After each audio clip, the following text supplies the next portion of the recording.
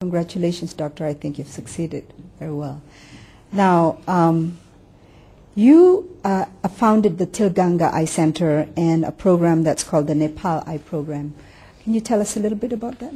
Yeah, we had a group of friends and people in Nepal working in different sectors of the country, you know.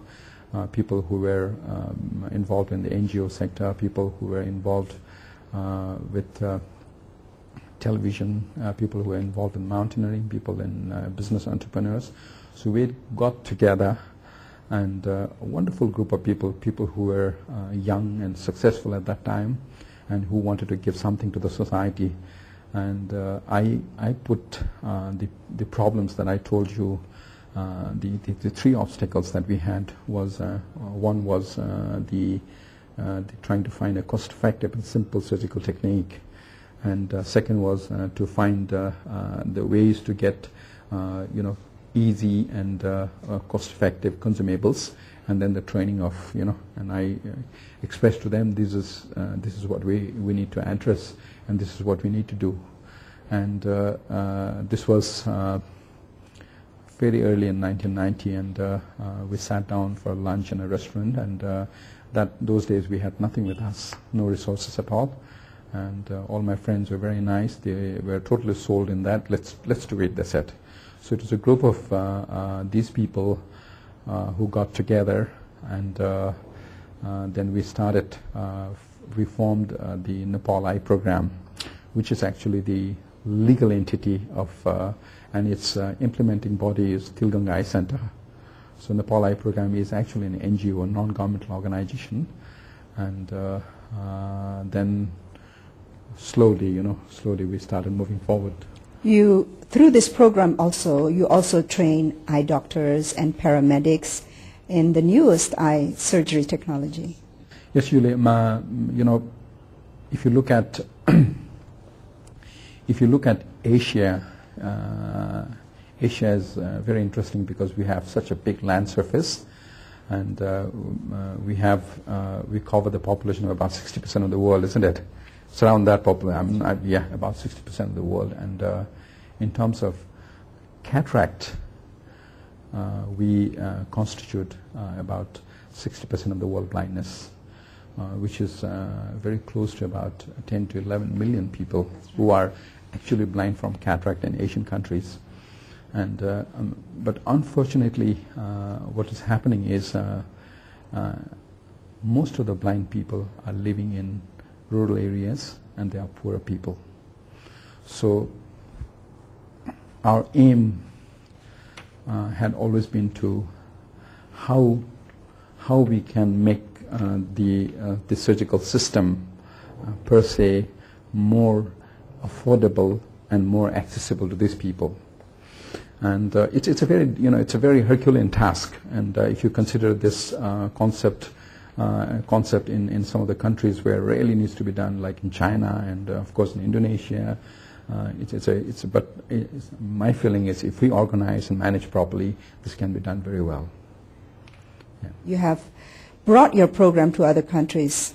Yes, we have actually. From there, I want to go back to the training program that I was trying to mention to you. Is looking at these problems, we had nothing except to train a lot of local doctors and empower them, and make sure that they will, training programs and training a trainee. Teacher training relationship is almost lifetime relationship, and we keep on communicating all the time about technology, and then if you train 10 people, we have found that 5 people continues to work very well, 2 people does extremely well, but you shouldn't feel bad if the 5 doesn't do very well. And this is the way a training program goes on, but we have to train a lot, and training surgeons from different parts of the world and trying to show them the model here in Kathmandu at the Tilganga Eye Center, and then follow them up in their country to demonstrate how the model works with them, with their team. So a team of doctors and paramedics will come from another friendly country and come and work with us here. And for example, we have had a team recently from North Korea and a team from Bangladesh. They will come here. They come here and they work with us. And after they complete about 2 months of training here, then we follow up that with a large workshop in their country. So we go with a small team from Nepal and work side by side with them and demonstrate to their hospital authorities, to the politicians, how this can be done. And then we will let them, continue with that. And one of the things that we have been trying to do is wherever we go, wherever we work, and we also have been pressed hard in trying to raise money for them. So this is one of the tasks that I now do constantly, and I've been doing for all the people, trying to find money for them to continue the work in all their respective countries, wherever they are doing, these surgical consumables, operating equipments, microscopes. They're all very quite costly equipments. But people are very generous. And so now you're not only teaching new methods of eye surgery, you're also teaching them to raise funds. Yes, definitely. I mean, raising funds has really been part of the necessity, because without resources they cannot continue the work. And right. It has become one of our responsibilities to work together with them. Yeah. Dr. Ruit, what is your outlook on life, your medical philosophy and vision? Yuli, my outlook on life is that we are born in this world to die one day, and I sometimes maybe once in a year I try to go and visit the famous crematorium here in Kathmandu, at the Pasupati Arighat, and sit across in a little chair and watch a few dead bodies cremated, and then it reconvinces me that that's where you're going to go. And between now and then, I think we are given a task where and I'm always in a hurry, because every minute, every time, if I can put in a little more effort, and I can make a difference in people's life.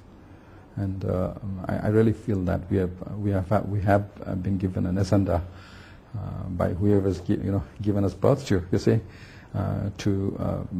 to see how much a difference you can make in people's life. And that's always been my philosophy. And the second thing that I have thought, particularly regarding vision, is that very often we always take that poorer people from poorer countries need to have a second-class treatment, which I totally disagree. I think these are the people who deserve to have the first class, particularly for sight restoration.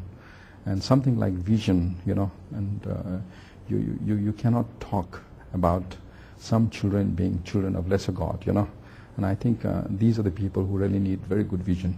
So what would you say to young Nepalis who want to follow in your footsteps? For the young Nepalese, I want to say that Nepal is a beautiful country, and it's got a lot of prospects. And every country goes in phases of history. The history and time and politics is all about ups and downs. So we have just recently had a bad patch. Doesn't mean we're going to continue to have a bad patch. I think this country has and is going to give lots of opportunities in the future, particularly for the young people. On that note, Dr. Ruit, thank you very much for your truly inspiring commentaries. My pleasure, Yuli.